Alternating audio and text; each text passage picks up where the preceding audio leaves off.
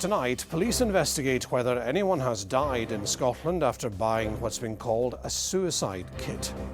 Hundreds of people in the UK are believed to have been supplied them from a website based in Canada. Also tonight, single-use vapes are to be banned in Scotland, but the industry says the plans will create an underground market. Aberdeen boss Barry Robson says he understands fans' frustration over the club's poor run of form. The Dons face Dundee tomorrow.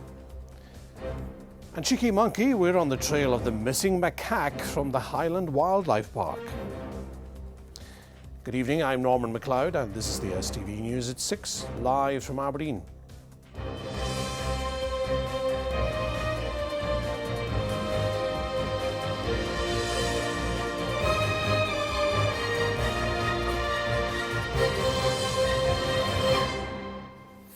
Police are investigating whether anyone has died in Scotland after buying what's been called a suicide kit.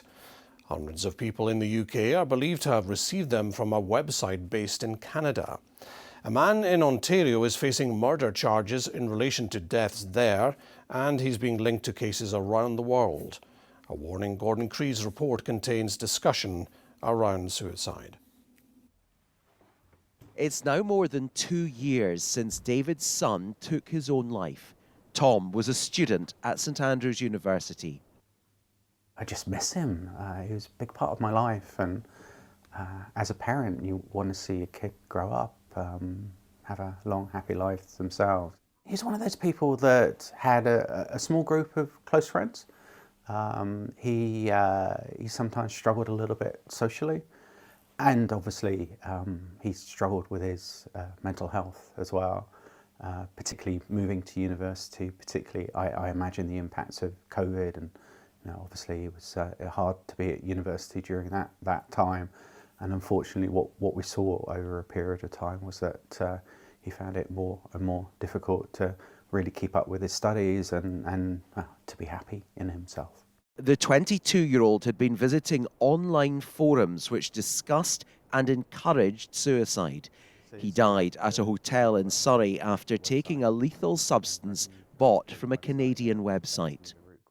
I think it was very easy to go onto a site like this, to get involved in some conversations and for people to start persuading you that actually it was a perfectly viable, reasonable thing to do to end your own life. This is an exclusive photo of Kenneth Law being arrested by... This report from Canadian television shows the man believed to have been selling the poison. It's terrible, it's disgusting, it's disturbing, and I can't believe that he was living next door.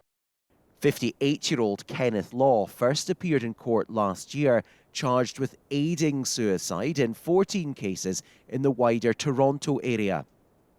The case against him is now being upgraded to first-degree murder, which in Canada carries a minimum jail term of 25 years. He doesn't show any emotion. It's quite, it's hard to, I think these are charges that he, as we've heard, is going to, he's going to deny that he was guilty of, and so he doesn't appear like anyone who has done anything wrong. In all, nearly 300 packages have been sold to people in the UK. 93 of them have died. Police Scotland is looking into whether any deaths here are linked to it. Investigations, they say, are at an early stage. We understand officers make welfare checks on individuals who've bought them. Ruth lost her 13-year-old daughter to suicide in Dundee a decade ago. Sophie had been looking at online material which encouraged her to take her own life. The harmful material is still out there, and I could go online today and still have access to some horrific sites that aren't offensive, they're damaging and they're dangerous. So in one sense, yes, there has been progress, but in others that material is still there. I think that we as a society need to put our foot down and make sure that that is stopped, and stopped straight away. And if you're affected by the issue or feeling emotionally distressed or suicidal, you can call the Samaritans for help on 116 123 or email them. Former Health Secretary Jean Freeman says she will regret for the rest of her life any deaths in Scotland's care homes during the pandemic. Speaking at the COVID-19 inquiry, she defended the decision to transfer thousands of untested hospital patients into care homes in March 2020, saying she had no alternative. Here's our political reporter, Laura Alderman. Sandra's mum was living in her Drumchapel care home in April 2020 when there was an outbreak of COVID-19. Her mum became ill with the virus and shortly after passed away. It's not known exactly how COVID got into the home, but Sandra believes it came from a hospital patient transferred into the home. Feel that they were just set aside. As I've said, sent aside, that's what I think it was. These people just didn't matter. Get them out of the way. It doesn't matter if they're positive. Put them into the most vulnerable environment you could think of. Not only people who were old, people who had dementia and weren't able to understand isolation. I think they were sacrificed. From March to April 2020, almost 3,600 hospital patients were transferred into care homes. The vast majority were not tested for COVID. The person responsible for that guidance was the then Health Secretary Jean Freeman, who appeared at the COVID inquiry in Edinburgh today. And regret very much, and will do, for the rest of my life, any deaths that occurred there because of action that the Scottish Government didn't take or did take but could have done better. You've described that the guidance pointed out that PPE would be necessary for staff in order to minimise the risk of infection, how it should be used in order to try to achieve that aim. So the requirement for it was known, but as far as the guidance was concerned, the position at that date was you're on your own. I wouldn't put it as bluntly as that, Mr. Dawson, because that implies a careless attitude on my part or anyone else's, and we certainly didn't have that. This morning, the inquiry heard from Levelling Up Secretary Michael Gove. He said in March 2020, after a COBRA meeting, Nicola Sturgeon had irritated Number 10 by announcing a ban on mass gatherings before the UK government had made its own decision. Did this create an impression that there were issues with the Scottish Government being trusted about Four Nations discussions with regard to the way in which the pandemic should be managed? Yes, it did. There were colleagues of my ministerial and other colleagues who were unhappy about the jumping of the gun, as it were. He also said he thought there were times the Scottish Government made certain decisions just to look different. The inquiry was then shown an extract from a UK government report where Mr Gove talked about the risk to the union and urged his colleagues to do all they could to protect and strengthen it during the pandemic. The inquiry continues tomorrow. Laura Alderman, STV News, Edinburgh.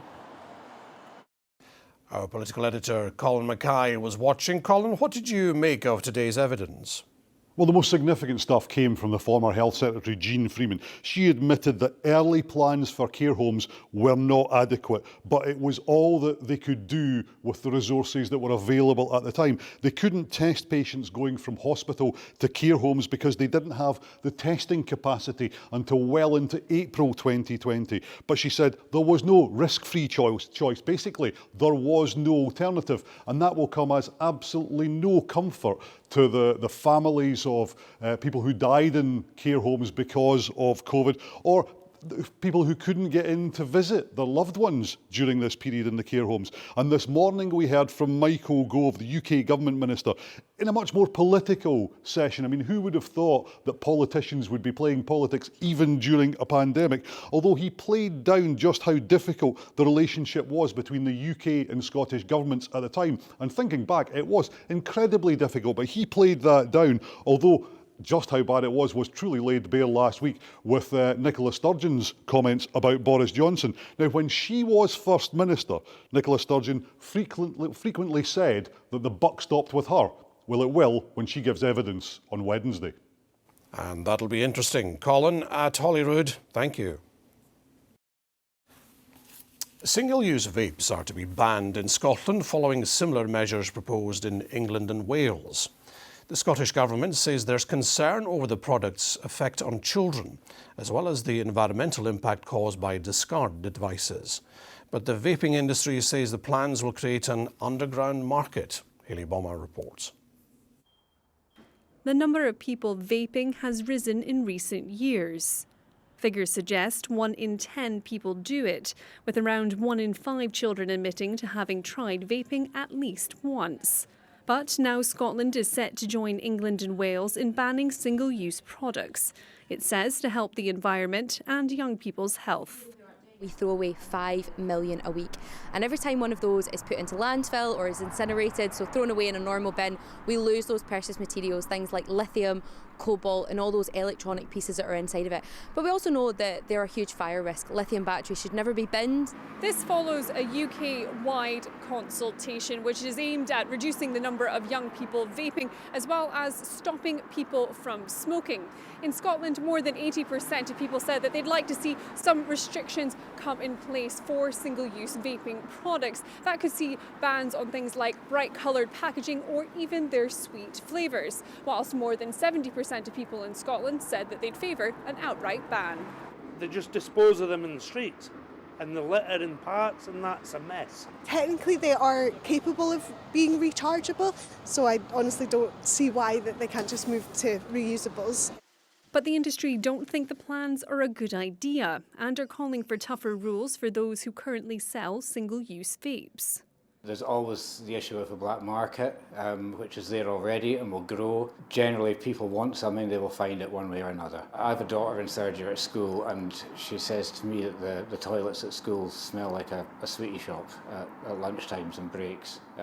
That is a bigger problem, and I think it's down to the lack of control of who is selling vapes. Scotland, like the proposals outlined for England and Wales, also have plans to make it illegal for those born after the 1st of January 2009 to buy any tobacco products. Figures suggest smoking kills more than 8,000 people in the country every year. However, campaigners have branded the move as nonsensical. Well, we're creating a situation where we're infantilizing the population, particularly young adults. The reality is that when you're 18, you are legally an adult. You can vote, you can possess a credit card, you can drive a car, you can join the army, and you can purchase alcohol. So why the heck shouldn't you also be allowed to make an informed choice to buy tobacco? The timescale for banning single-use vapes across the UK is due to be outlined in the coming months. Hayley Bomber, STV News. Police are appealing for witnesses after a cyclist suffered critical injuries on a road in Inverness. Officers say a driver found the 54-year-old lying on Liachkin Road yesterday afternoon. He was taken by ambulance to Regmore Hospital, then later transferred to Aberdeen Royal Infirmary. Police are appealing to anyone who was in the area between 2:20 and 2:30 p.m. or who saw the man coming off his bike to come forward. A damaged electricity pole has sparked a wildfire stretching up to 5 miles in the Highlands. Fire crews were sent to the blaze at Assynt near Lochinver yesterday afternoon. Local residents alerted authorities to the fire after seeing smoke amid high temperatures and strong winds of around 60 to 70 miles an hour. The fire is believed to have spread rapidly for up to 5 miles in total, covering around 100 acres. For the first time in more than a decade, parents in Scotland are to be surveyed on what their children are eating. 17,000 families across the country will be selected at random in the coming days. The findings will be used to influence future policies to improve children's health. Kirsten Tate has more. Like many children, LJ's snack of choice is often something sweet. But to find out exactly what young people in Scotland are eating, a survey is being sent out to thousands of parents. It's something LJ's mother Lucy thinks may help her choose snacks for her children. I think the idea is really great because obviously you don't really know what other families feed their kids. And I personally don't think I'm the great and the best at keeping them healthy, so it'd be good to see what everyone else is doing. The letters will be sent out to 17,000 families with children aged between 2 and 15 and will ask households to complete food diaries over a month. We can't help people to eat a more healthy diet unless we know what they're eating in the first place. And so we need to know the foods that children and young people are eating too much of, so foods that are high in salt, sugar and saturated fat, and the things that they're not eating enough of, like fruit and vegetables, fibre, those sorts of things. What's been the influence of eating out of home, delivery apps, energy drinks. So our data will be able to answer those questions because it's a really comprehensive assessment of diet. A survey of this kind hasn't been done in more than a decade, and researchers believe the cost of living and the pandemic may have had an impact on eating habits. Overweight and obesity in children is rising. It continues to rise. In fact, it's at record levels of about a third of children who are at risk of overweight or obesity.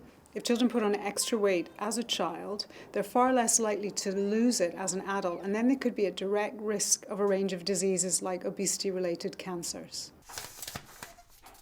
Invitations will be sent out to households selected at random in the coming days. Kirsten Tate, STV News. A community cafe in Aberdeen, which provides free warm meals, is raising money to help stay open as the number of families who depend on it soars. Cairn Cry Community Centre says the condition of its kitchen is deteriorating, but the cost of an upgrade would cost around £20,000. Grainne Griachan reports. It's not just for the food, it's for the company and the warmth. Packed to the door, this cafe in Aberdeen provides a lifeline to anyone struggling. Every week, more than 50 people come for a free meal and a warm space. It's not just the days when there's meals, but there's always hot drinks and things. Come in here for my dinner, and then I'll probably in tomorrow. It helps me a lot being in here, you know. I've got company as well. The centre say the kitchen desperately needs upgraded to meet the growing demand on services. We have, unfortunately, you probably can't see much of it, but there is a burn here. You know, it's accidental, but new modern kitchens, they wouldn't burn like this, and when this cracks, it doesn't meet the health and safety standards. Unfortunately, this kind of drawer died, really, so our sharp knives are really exposed. We do try to contain them in boxes, but again, it's just not ideal that this is open. And finally, our dishwasher is probably seen the worst thing because it's unfortunately broken. The centre's launched a fundraiser to help meet the cost of repairs. Without the funds, the cafe say it could be forced to close its doors. I think it would be a massive impact. I think a lot of people would miss it, and a lot of people wouldn't be able to eat. A lot of people come in here and get a free meal. But if the cafe was to close, then there's no anywhere else around here to do that. As the future of this community cafe remains uncertain, the centre continues to ensure no one struggles alone. Grainne Griachan, STV News. That takes us to the sport with Chris, and Aberdeen fans are unhappy. Oh, I think so, Norman. I think you struggle to find ones that are happy and are backing the manager, but we'll see tomorrow night. We need to get on the front foot, start positive and bring our talents to the game. That's Aberdeen manager Barry Robson ahead of tomorrow night's make or break game against Dundee. A small protest by disenchanted Dons fans outside Tynecastle following the 2-0 defeat on Saturday would be dwarfed by the reaction inside Pittodrie to anything less than a victory tomorrow night. After a turgid display in the draw with St Johnstone, Aberdeen came out with plenty of fire against Hearts and thought they'd taken a deserved first-half lead. But Bojan Miovski was adjudged to have fouled Benny Beningame, accidentally for sure, but enough to alter the ability of Hearts to defend the attack, and the goal was disallowed after a VAR review. A penalty for Hearts early in the second half altered the Tynecastle atmosphere in the home side's favour, and they followed up with sublime strike from Scotland forward Lawrence Shankland. A deflating result, but today Dons manager Barry Robson was bullish ahead of the Dundee game tomorrow. When you're at a big football club, you've got an expectation here. I've been at the football club a long time. I've been a fan of this football club my whole life. I'm from the area. If anybody understands, I understand. So all that I want to do is to win football matches and get the fans going home happy winning football matches.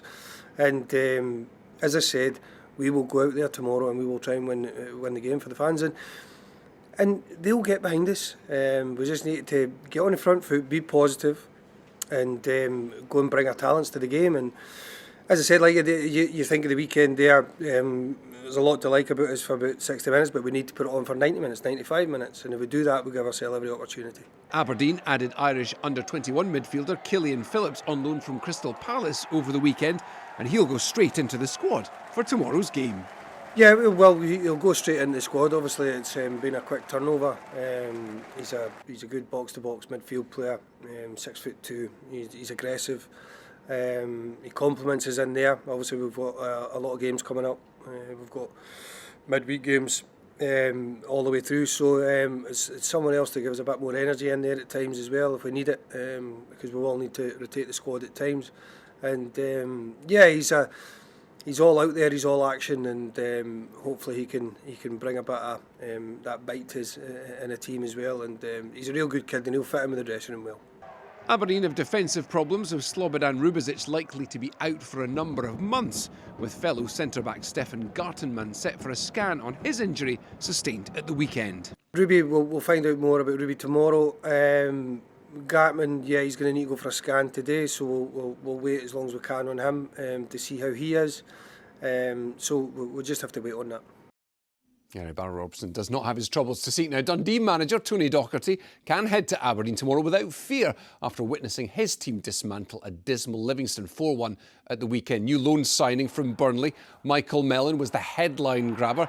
In a 30-minute appearance off the bench, he provided 2 assists and scored himself for a perfect debut in dark blue. Fantastic, you know, and no surprise to me, you know, what he did when he came on the pitch. I think it was 28 minutes he got or something, but within that 28 minutes he comes up with 2 wonderful assists and a fantastic goal. But nothing that surprised me, because and the reason that we waited so long and we tried so hard to get him, and I've got to be so thankful to Burnley, and in particular Paul Jenkins and, you know, John and Tim for that relationship bearing fruit. We bring in players of that quality to Dundee Football Club, and I think everybody's seen just exactly what that quality is. Oh, rugby, and ahead of Scotland's opening Six Nations match against Wales on Saturday, Kyle Rowe hopes his form for Glasgow Warriors has put him in contention for a starting place in Cardiff. The wingers scored 7 tries since joining Warriors in the summer, and with Darcy Graham missing through injury, Rowe believes he can step up in his place. And we'll find out at the weekend. Chris, thank you. Well, it's looking unsettled again this week. Here's Sean. A spell of sea air will be followed by a strong chance of you have to try these. TUI sponsors STV Weather. A very good evening to you. Well, there's not a week goes by at the moment where we don't have something to talk about weather-wise, and Wednesday is no exception. This week, a deep area of low pressure tracking its way towards the north of the country, squeezing right down on the isobars zone. Wednesday, we'll get some strong and gusty winds coming through, and again, lots of rain as well, and it will be turning very mild. Wednesday, we could get highs 15, 16 degrees in the east of the country. Of course, not as high as the 18s and 19s we had. Crazy stuff in the North Highlands yesterday, but a lot milder on Wednesday, but wet and windy. Quiet for the time being. A lot of dry weather out there during tonight. Clear spells. Lows down to about -3 in the Highlands. We'll still hang on to a wee bit more cloud. Coastal Angus, coastal Fife.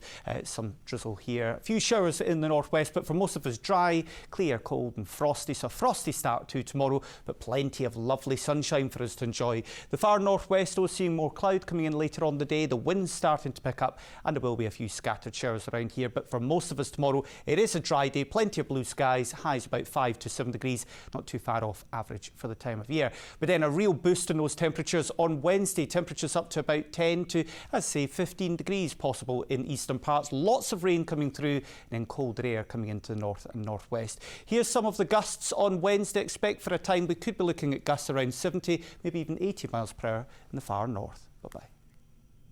TUI sponsors STV Weather.